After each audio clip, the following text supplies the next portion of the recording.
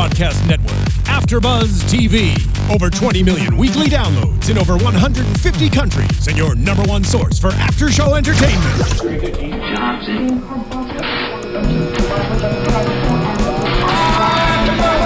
AFTERBUZZ TV, the destination for TV superfans, producing after-shows for over 300 of your favorite TV shows, interviewing celebrities and showrunners, and bringing you behind-the-scenes exclusives. All thanks to E! Entertainment's Maria Menounos, producer Kevin Undergaro, and internet leader Akamai. Now, let the buzz begin! Welcome back to the Agent Carter AfterBuzz TV's after show here at AfterBuzz TV. Guys, I'm your host, Zach Wilson. We are talking about tonight's episode 3, Time and Tide.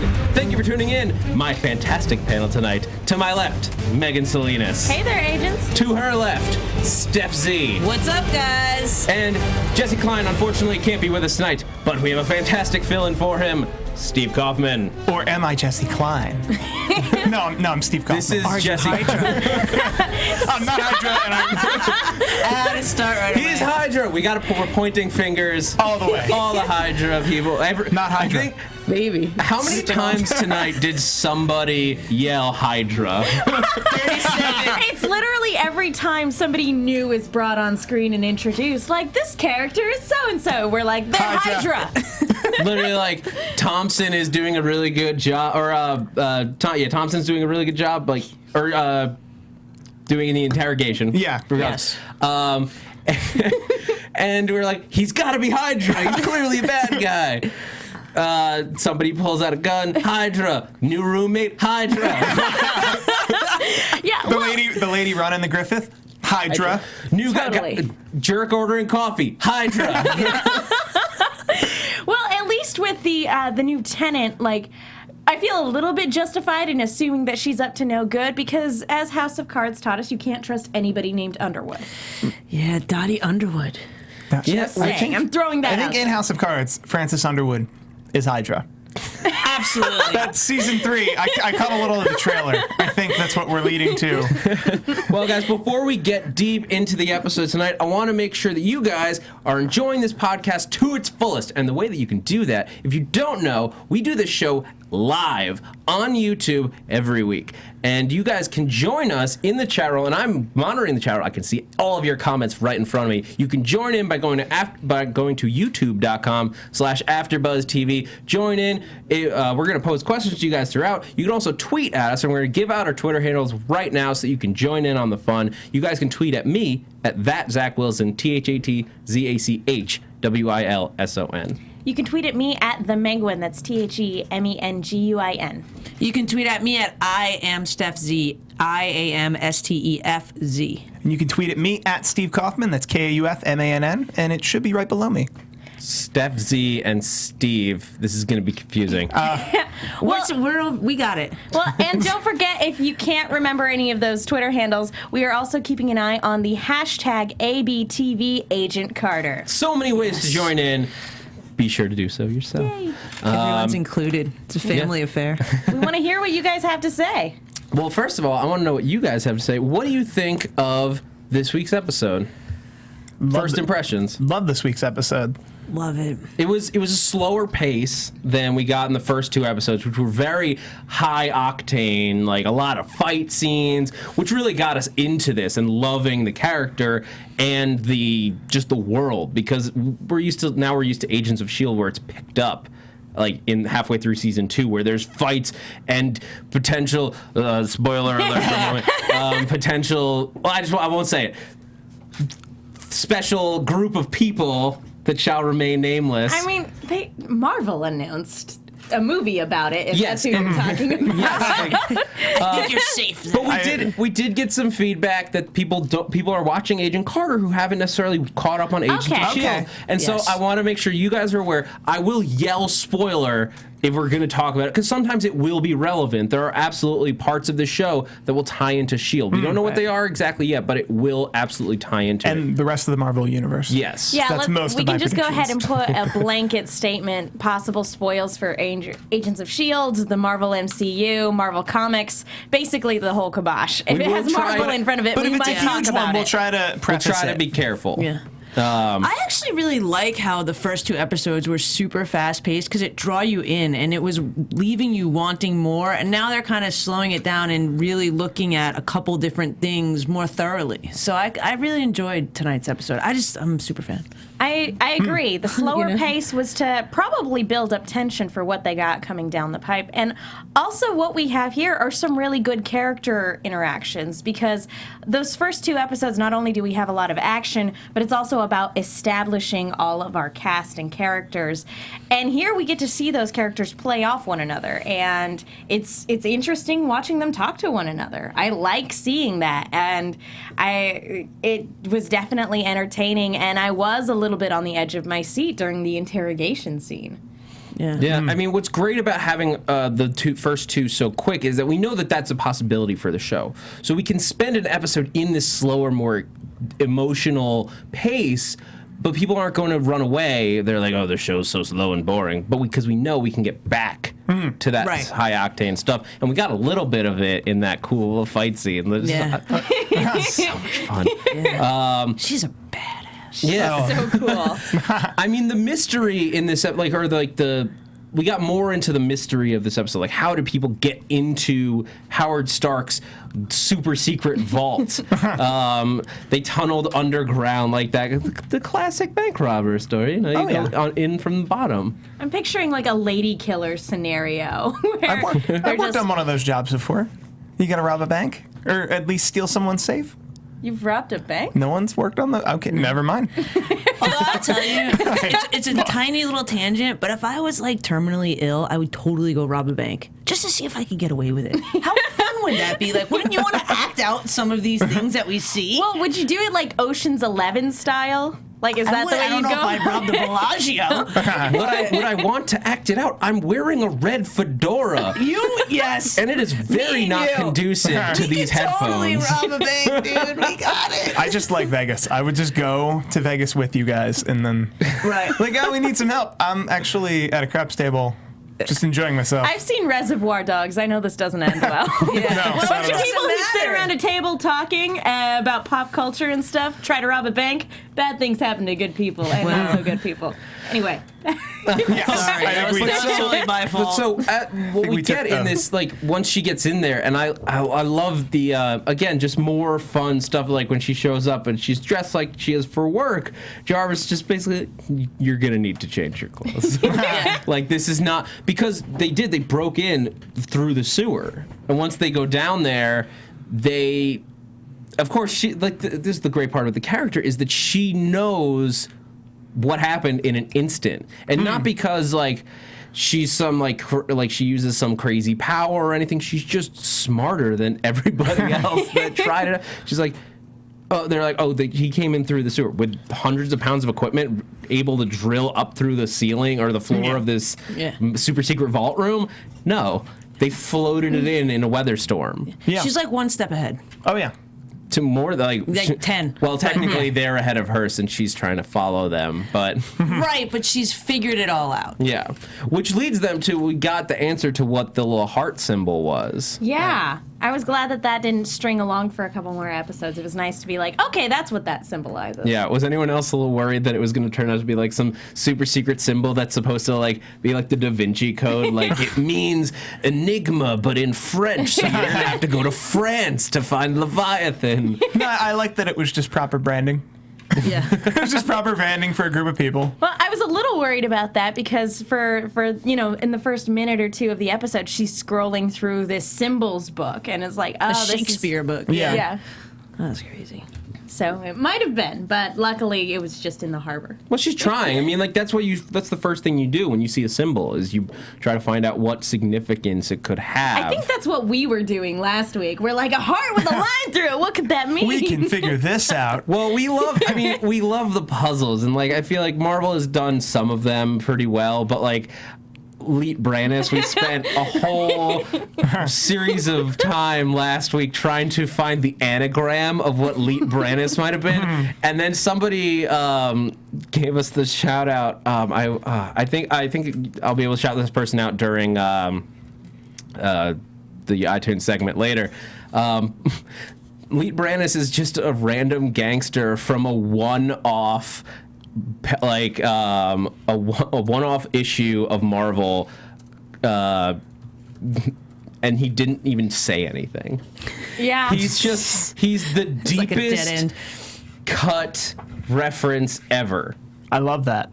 Just no need for anything more. We're gonna have him more integral in our story. And he's dead, but His whatever. name, and if you were to look for it, nothing. He's just a dude once. On the one hand, I really enjoy those little nods because they're there for the people who do know. On the other hand, it makes it really frustrating when people dive in to do that research and it turns out to be a dead end like that.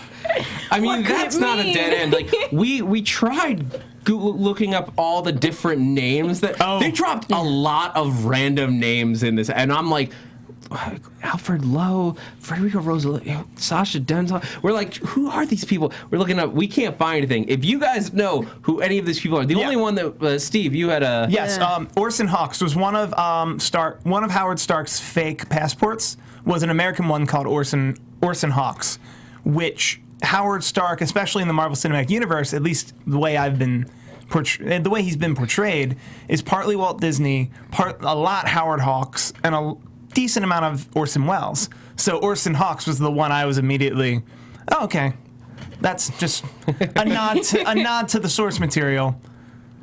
And then, yeah. I mean, those are the little things that you expect on most TV shows. When they drop names, it's usually crew members or their family members or stuff like that. dog. And which is maybe what this is, but we're like, what supervillain is he pretending Well, to be? because occasionally it could be something like that. It could just be something small like that. Or occasionally it could just be kind of an inside joke for the writer and then just for them to like chuckle to themselves. Like, just like write it down. Ha, that's a funny one that no one will get. Yeah. Private joke for me. I also remember a friend of mine was at a press screening of The Incredible Hulk, the Edward Norton one, and they intentionally took, it was either that or Iron Man 2, they might have done it both times, but at a press screening, all the press sat through the credits, and they intentionally took the end credit scene out to mess with the press. To make them sit through the credits for no reason. I'm pretty my sure it was Iron Man 2. It was one of my favorite stories. That is so funny, especially with what was actually at the end credits of Iron Man 2. Yes. That is so funny. Yeah, and so getting back into the story. They go on to the Heartbreak. They break into the Heartbreak, which is the boat that's sitting out there, and they find the cache of weapons. I really love the little weapon that they found in there. Yes. I love that the whole box glowed green. Yeah. I actually love that in most Disney films, which this isn't technically a Disney film, but that lime green is pure evil. Like, if you think of like a classic Disney film, nothing good is happening around anyone with that lime green. That's kind of a DC thing too. That's kryptonite color. Yeah, that's kryptonite green. Disney stole it from DC, I think. Maybe.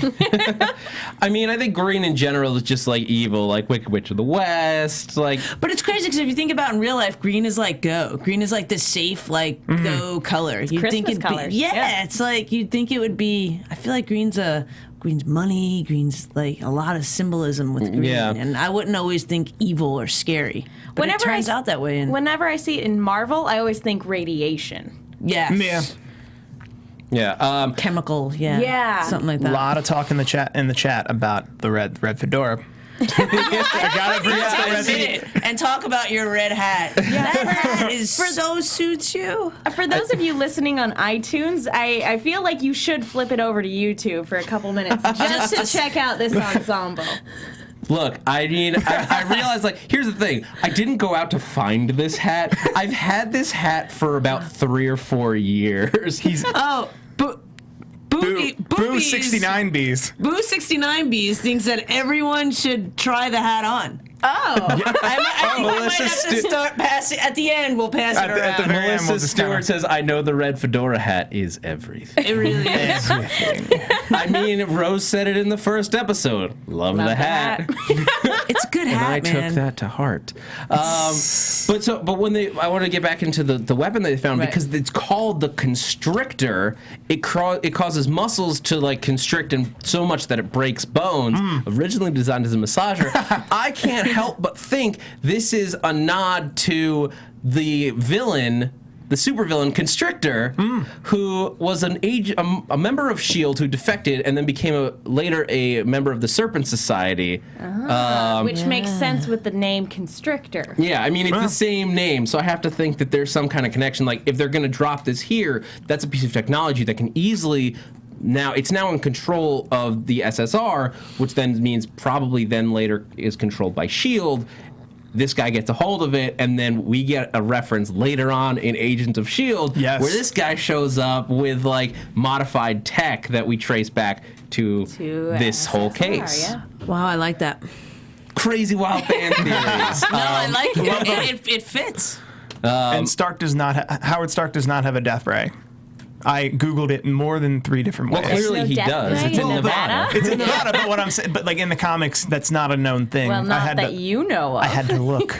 Well, I mean, you could argue that anything that led to the to repulsor tech, maybe. well, Although Tony Stark, whatever, we're not going to get too far into that. that was a brief aside as we moved on. We're not going to look too much into a one-off joke. So Yeah. But I think it was just basically a nod to Area 51, which is Yes. very yeah. active within Marvel Comics. Yeah. Because you could just put everything there. Yeah. Like any secret government stuff is just like, put it in Nevada and we buy it. Ark of the Covenant.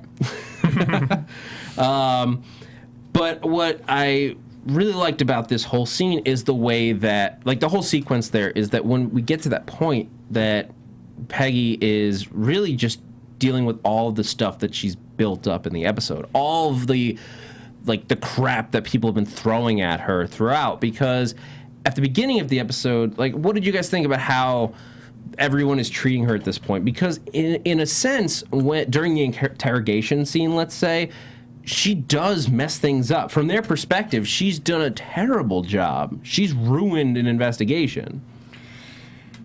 Yeah, this is really heartbreaking to watch because obviously, since we're the audience, we know how capable she is, and obviously we know about everything she's doing behind the scenes to try to catch these guys.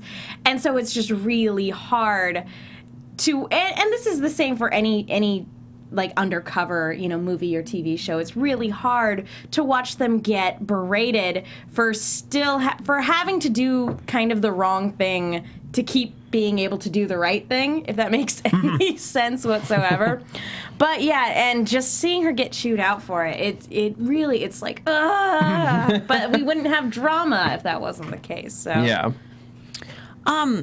I think that, I mean, I agree with you in the sense that it's hard to watch a little bit, but in the same sense, you know that she's so dialed into why she's making all the moves she's making. So you know it's kind of for the bigger picture of what's going to happen, I feel like. And I don't know. I think the way that they treat her is, yes, it's chauvinistic. Yes, it's the way it was back in the day. And, lots of things have changed since then, but it also allows her character to be her character. Like, if they were treating her not that way, it wouldn't be so interesting to see how she plays around that to get what she needs to get done. Yeah, and it's not like she can't take it. She can Right. definitely take it, but Yeah. you can definitely see it's hard. I think Yeah. we're learning a little this episode that she's completely willing to play their fool. Like, as we learned with the taking the file and to get Jarvis out, she's completely willing to have everyone think she's just some dumb broad who shouldn't be there. But at the same time, like, she really wants their respect. Like, she wants them to see her as the powerful, really smart agent that she knows she is. She wants to be taken seriously by these men. But in the same sense, that just shows how much she cares for Starks and Jarvis, and what they're trying to do is more important, that she's willing to sacrifice, or maybe not sacrifice, but hinder that, appearance or that reputation that she has in order to make that situation work out better. Well, the way Haley Atwell described Peggy Carter's character is that she does have this really strong moral compass within her, and she is definitely willing to do what it takes to do the right thing and will adhere to that no matter what.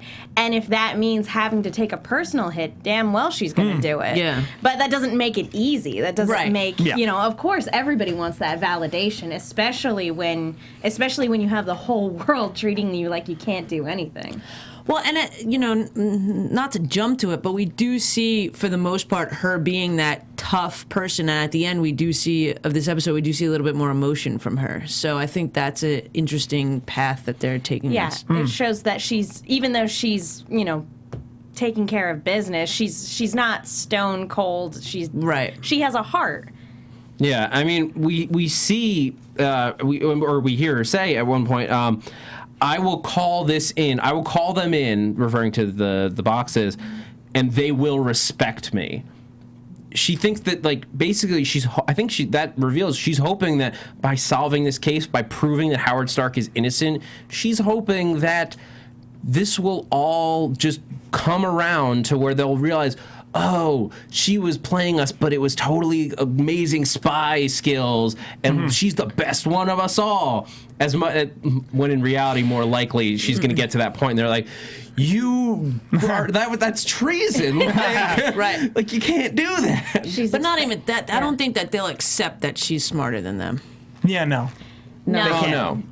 Not this group of men. As much as she might hope that they would, they absolutely will not. And even if it's blatantly obvious that what she's doing is far more intelligent and is figuring out more stuff, then they will never admit it. You know what I mean? There's too much ego involved there, I believe. Yeah, I feel like the only way they're going to respect her is if she's actively saving them from Hydra agents right in front of them. That is the only way I see that happening. Yeah, I mean, Andrew Fedge in the chat roll is asking, he says, I'm honestly wondering how it makes sense that Peggy ended up in a group that has no real knowledge of her past. One would think at least one or two of the others from the war would have ended up there. I think they actually have addressed this a little bit on the show, because they do know that she fell in love with Captain America. They are well aware that was a thing. I think that basically any good that they've heard about her at this point, has been washed in their minds by the knowledge that she and Captain America were a thing. They're like, oh, well, Captain America just said she did really well because they were hooking up. Which is stupid, because she was in the army, kicking ass way before Steve ever got there. Yeah, but if you don't want to admit that a woman is just as, if not more capable than you, if you're in that dream world that's the real, that's life, that's a good excuse. That's a great way to just pretend. And yeah, it's crappy. It's it shows how blind these guys are. It's a narrative that makes sense to them and their experience and their worldview. And it's kind of ironic as well. So. Yeah. It's frustrating. So there's a bit of talk in the chat about Jarvis's wife. Am I the only one who took from this night's episode that it was Anna? Yes. I took that as that it was the Anna he saved and almost faced treason over. I assume that's his wife. Oh yeah, well he says her name when they're in the. Oh, okay, he does say. Yeah, he says Anna, he addresses her. We still haven't seen her on screen though. Yeah, we need to do that. But we know a lot. We know a lot of. We know a decent bit about her. Hydra. Yeah, before we get. I was not. She's Jewish. You never know. So he says. I'm just kidding. Before we get into Jarvis, because I do want to talk all about what his whole journey in this, including his wife and his treason. Just last thoughts on Peggy Carter's just this whole game she has to play. I just love the quote, if you wish to clear Howard's name, you must do so from the shadows. Jarvis essentially calls out to her at that point, there's no glory for you here. Right. This is, you get that when you're a spy. We know that she can't tell Angie what she's doing. She can't tell anyone else what her responsibilities are.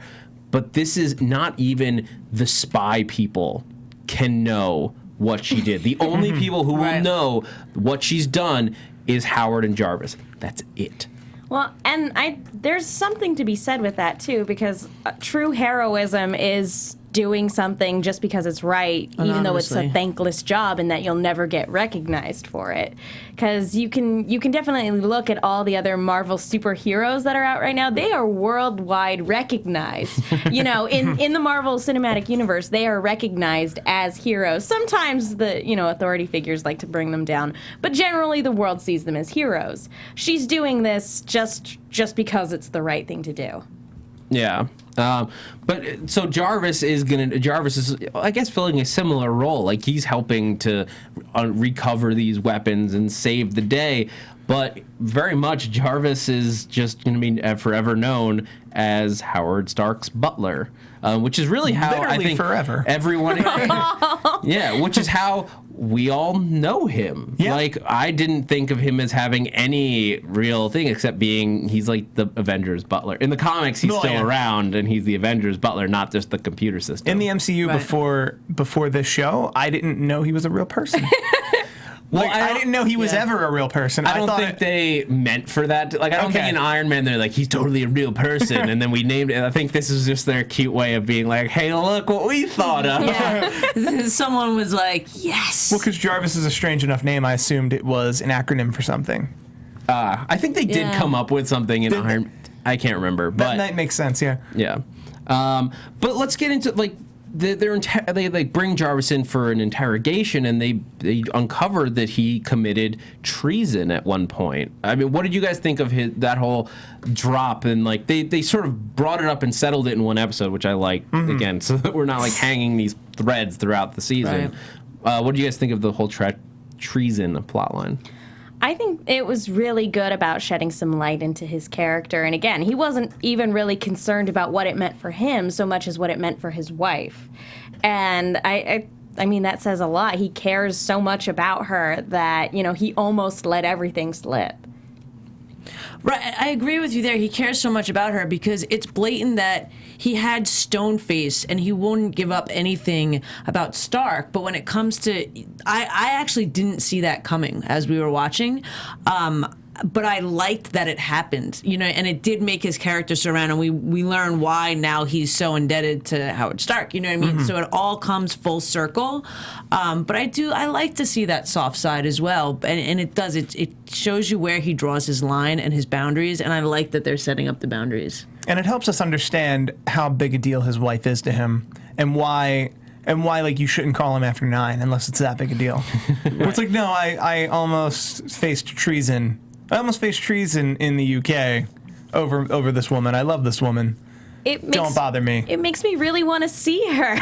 Yeah, this is a character I'm really interested in. We now. heard her voice in this episode, but we still haven't seen her. And as some people in the chat wall are saying, and I think that we're still thinking, is Jarvis's wife Anna a real person?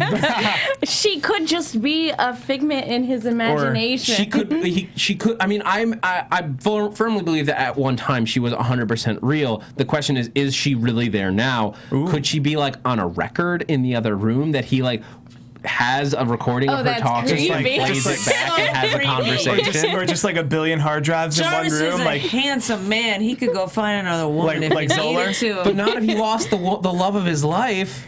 The one that he committed treason for. Or maybe Howard Stark designed an AI, the first AI in the other Maybe it's room. Howard Stark upstairs hiding out.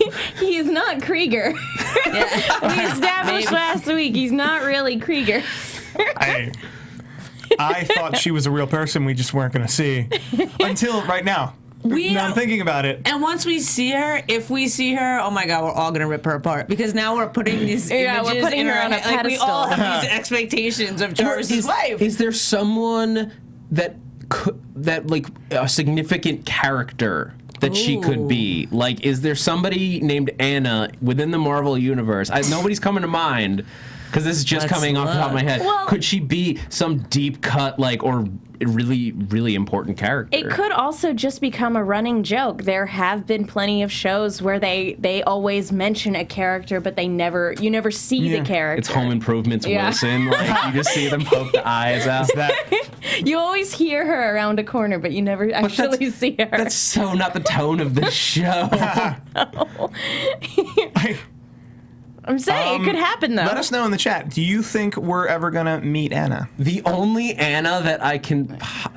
no, that doesn't even make the slightest bit of sense. Go ahead, go with it. He said her. He said her maiden name in this episode. We just know her as Anna Jarvis now. Well, Did he say her? He said her first and last name. Did he? I missed it when he was doing when he was telling the story. But let us know. What do you guys think? Tweet at us. Is she real or is she a figment of his imagination? I don't know. When I do search for images of Anna Jarvis, nothing. Lee NYC XX says, I think Anna exists, but I don't think we'll ever see her. Well, but in the same sense, maybe that's what's his way of protecting her. He doesn't want her to be seen by anyone. He doesn't want anyone to know. I don't know. I'm reaching, but you know. He does want to keep his safe. home life Separate. and his professional life very separate, especially when it comes to dangerous situations. Yeah. There's a lot of possibilities for what this could turn into because this is sort of a storyline that is not really well known. This is like the TV shows, I think, with S.H.I.E.L.D. and Agent Carter give Marvel room to sort of play outside of the comics a little bit. It gives them... Giving Peggy Carter a whole series of her own is room to do things that you haven't done before. You don't have to do a comic book storyline, which is great. I'm more than happy to see original stuff within the Marvel universe. Like, I don't need to have all known villains. Like, original villains, I'm more than open to. And so the other thing I'm more than open to, guys, is your reviews and your feedback on iTunes. Yes. Guys, we have, seriously, I think the best fans on these podcasts. Like, you guys do such an amazing like, you guys just leave so many good comments. It makes me light up. It lights up my day.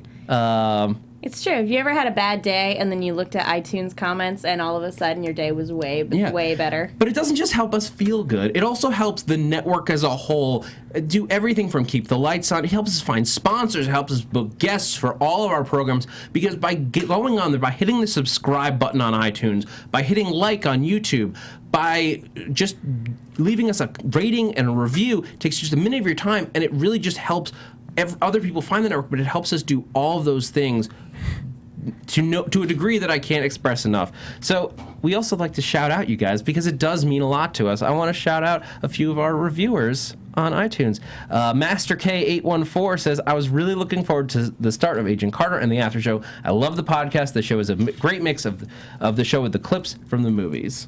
Which is nice. That was a nice lead-in that we got last week. Yeah. Automated Joy. So excited for the show. 5 stars. Thank you, AFTERBUZZ, for putting together such a great team to discuss and fan person over the show. I've been most looking forward to in 2015. Join, and she says, click subscribe and join the fun. Aww. If you're listening to this, you've already joined the fun. Luby says, I needed more, but none of my friends are into this type of TV. It was good to listen to this AfterBuzz TV show. They don't talk over each other, and this was great to listen to while sitting at my desk. Bad Wolf Bay 10, love this show. I am so happy and excited for the show. 7 episodes is not enough. Good, because we're getting 8. It's just 7 weeks. 7 AfterBuzz shows. I need more. Love the podcast. I enjoy each of the hosts as individuals and enjoy them even more together. What do you think about viewers getting a hint at the Winter Soldier at the end of 7 episodes? I'm not sure what that's in reference to. But let's save that for news and gossip because that's a certain amount of spoiler wall. So let's discuss this because I apparently missed some news.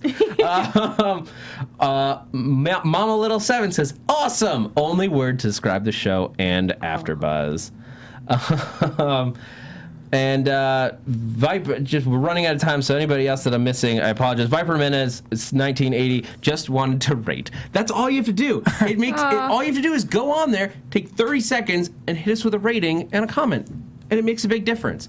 So let's get back into the show. So much to talk about. Yes.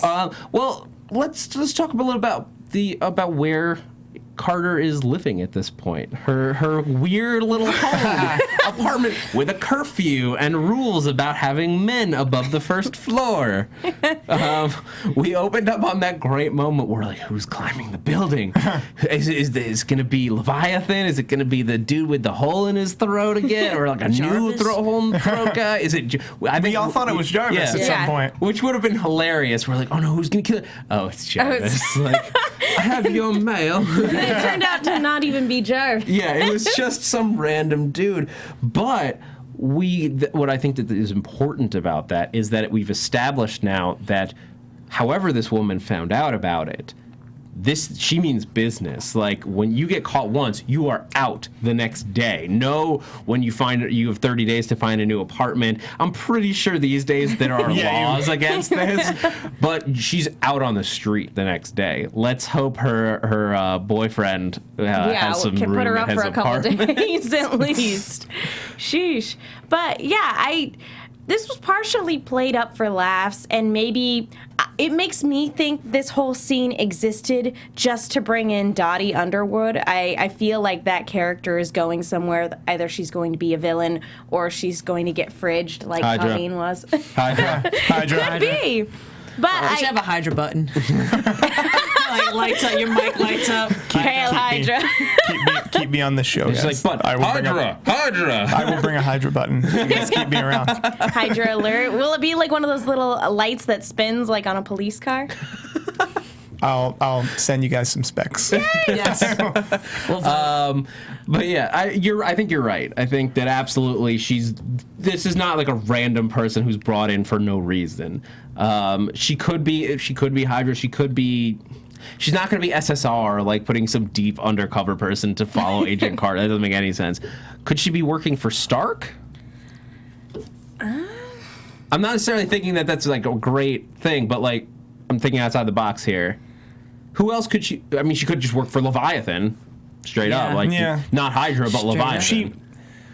She didn't, and we already have Angie, and she struck me as like another Angie, and I'm like, well, then we can't have two Angies. One of them is lying. One of them's a liar, one of them's going to die, or possibly both. Yeah, I think. I guess I hadn't thought about. I'm really buying Angie though. I think Angie's just an actress waitress. Yeah, I think she seems that Dottie's the one. I don't know. I feel like Angie's going to wind up getting involved, not on purpose. Like, she's going to see something, she's going to get some information, then she's going to be sucked in, and she's going to be like, I'm not going back to waiting tables. Like, there's going to be a way that she somehow gets involved. Before we get too far, going back to Peggy's living situation, I feel like there's importance to how much they were saying that the building was unpenetrable, and the guy actually did that and got up the side. So I feel like that's going to play back too, that there's, someone else is coming up that building. Yeah. Well, and they must have some way to monitor that sort of thing for when a gentleman climbs up the side of the building. Because this girl was pretty confident that she and her boyfriend had gotten away with it, and then just out. What if the den mother has some kind of powers? Like, she's actually like in some weird way like Nick Fury's mom. Like the original Nick Fury, like not the Samuel Jackson one, because he's like Nick Fury. If we're going by comics lore, he's Nick Fury Jr. and his dad's like the same exact person. I kind of picture her having the landlady equivalent of Cerebro, and just allows her to monitor intruders whenever they come in.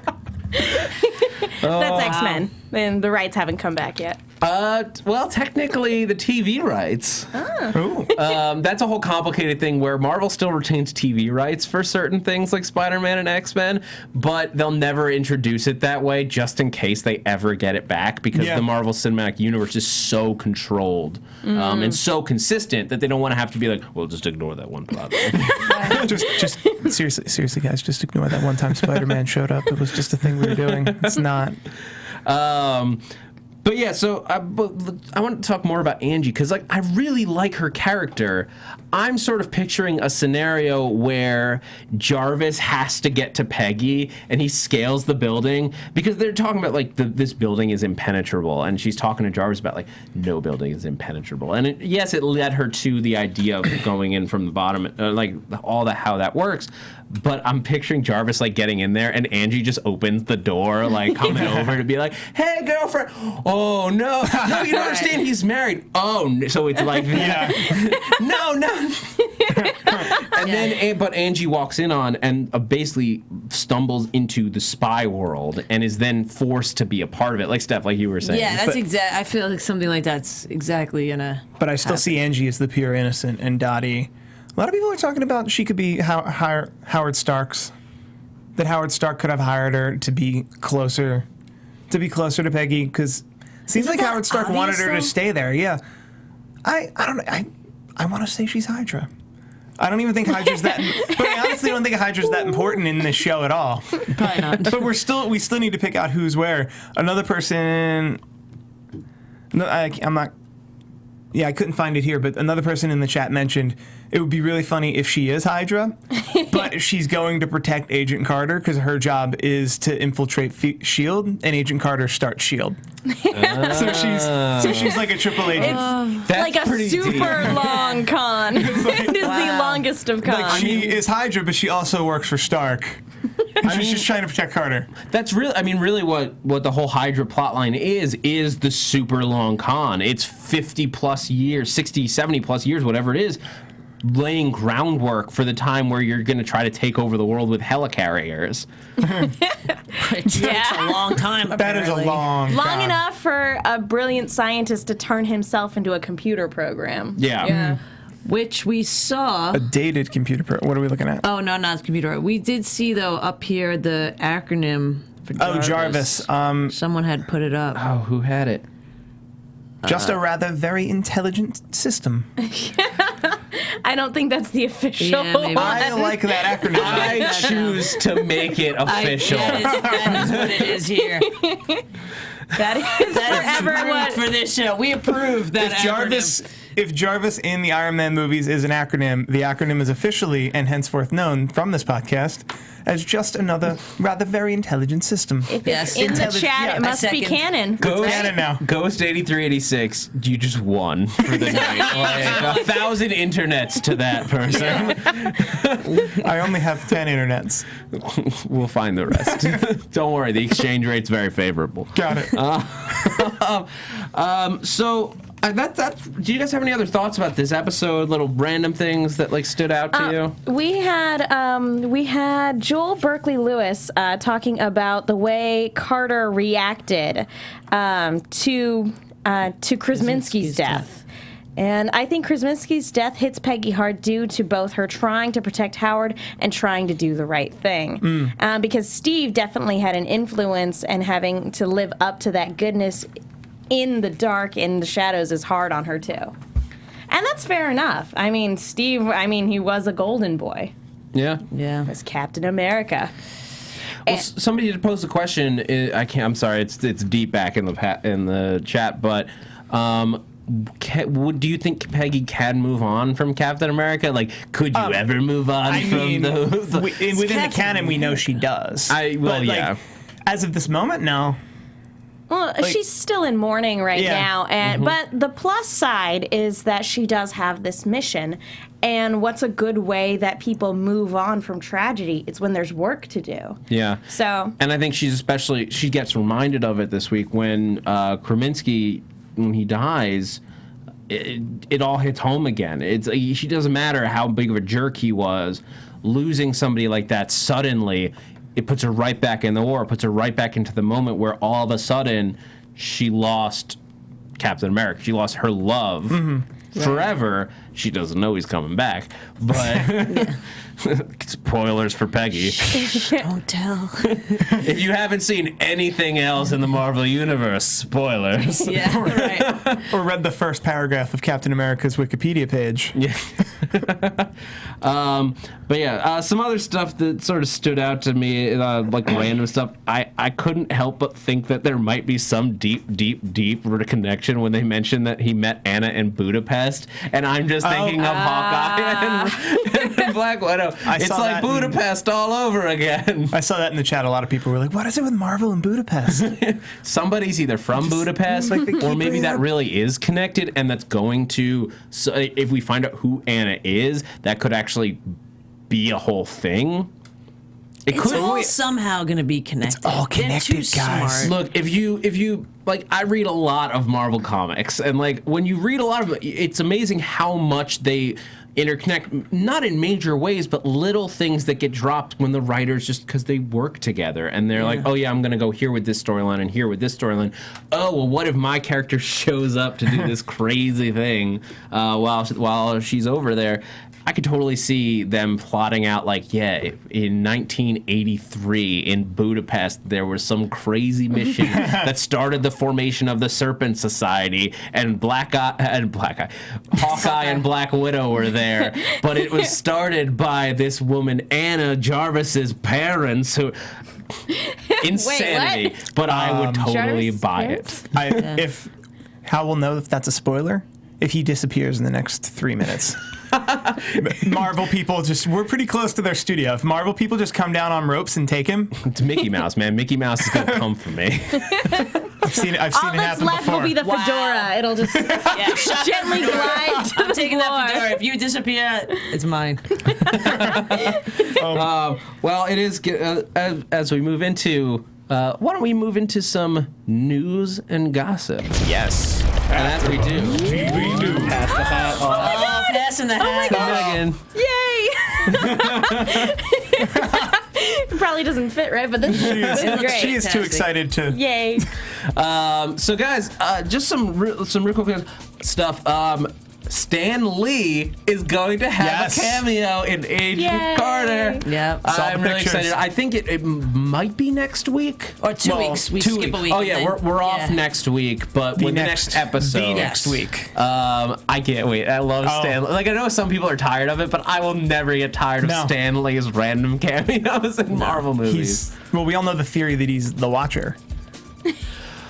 I've heard that theory, and it just I forgot about it for a moment, and like it came back. I'm like, yes. That's the theory that he's just the Watcher. And he did have a cameo not only in Guardians of the Galaxy, but he also had a cameo in Agents of S.H.I.E.L.D. in that one train episode.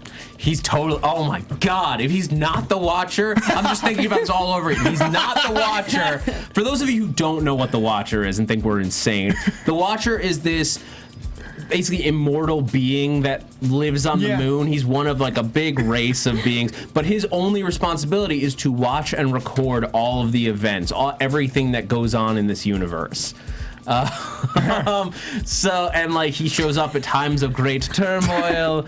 That's absolutely the perfect thing to do. They even put him in like the Ultimate Spider-Man cartoon as a recurring janitor character.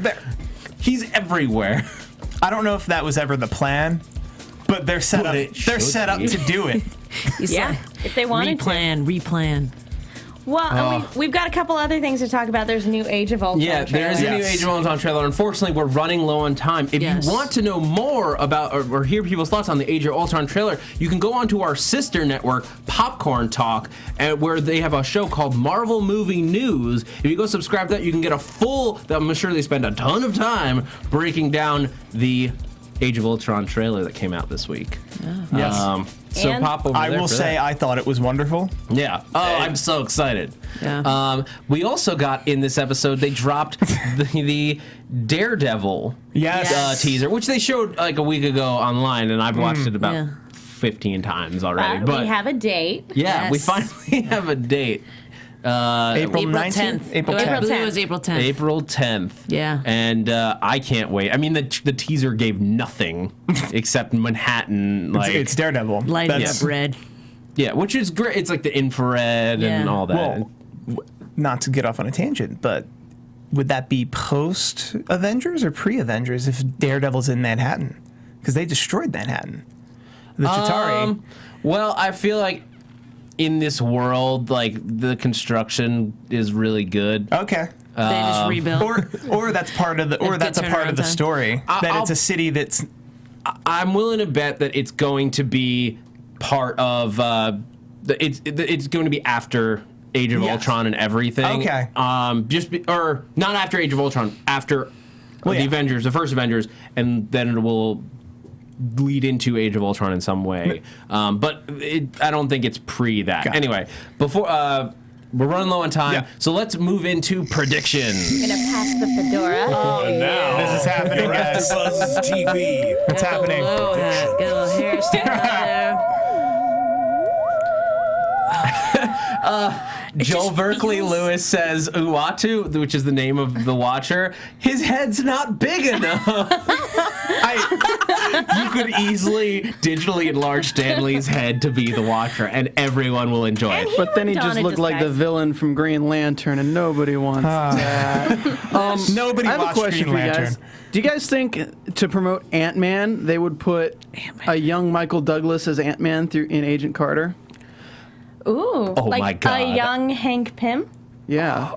Look, Hank Pym is one of my favorite characters, so that would be so exciting for me. And it would fill out the rumor, or the theory at least, not really a rumor, but an idea that they might put the Avengers origins, give it somehow to Hank Pym and Janet Van Dyne in the 60s, that they somehow set up a system that would later create the Avengers, so that they could at least share some of the credit being founding members of the Avengers before even Captain America.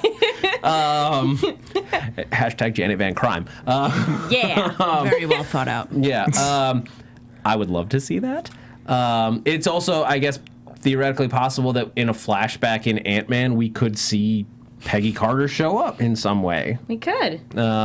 All sorts of possibilities. Although I think Ant-Man is in the 60s, so they would have to age her up a little bit. Yeah, I feel like if they were going to do that, they would try and cross-promote that, especially with this show being new and now. I feel like somehow... We would know. Well, Yeah, there's we would enough know time before Ant-Man comes out that I could totally see them trying to pull this really secretly.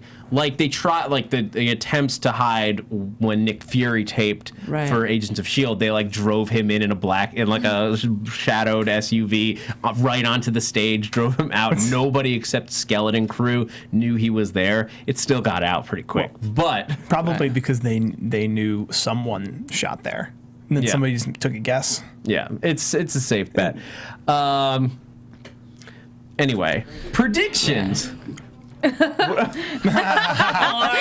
That's- Real quick. Steve, quick predictions. All right. I think Sousa is going to hook up with Agent Carter. I do not think he is Agent Carter's husband. I think Dottie is Hydra. And just a bigger, spoilers if you must, a bigger Marvel Universe thing. I think the Winter Soldier showed up at the end of this episode and also in 1991 kills Howard Stark. Yeah, we didn't even get a chance to get into who killed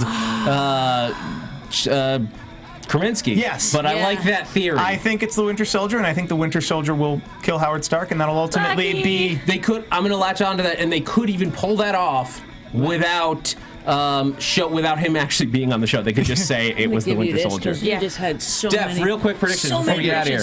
predictions. I think Dottie Underwood is dirty. That's my prediction. I think I'll it's- watch that show. Yeah. But I agree with you. I think she's up to no good. I think that it looks like the next episode, Howard is going to come clean, or at least stop lying about some of the things that he's up to. And bigger Marvel Universe thing.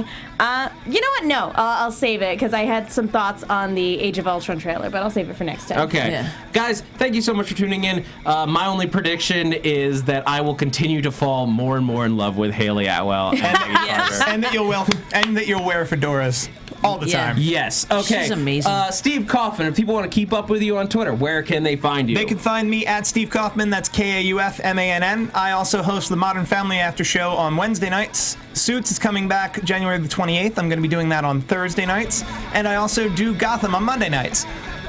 I do a lot of stuff. Steph?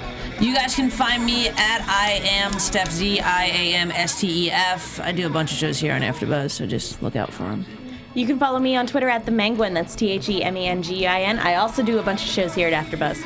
And you guys can follow me on Twitter at @ZachWilson, ThatzachWilson. Tune in on this Sunday when Grimm comes back. Guys, thank you so much for tuning in. I'm Zach Wilson, and thanks for geeking out with us. From executive producers Maria Menounos, Kevin Undergaro, Phil Svitek, and the entire AfterBuzz TV staff, we would like to thank you for listening to the AfterBuzz TV network.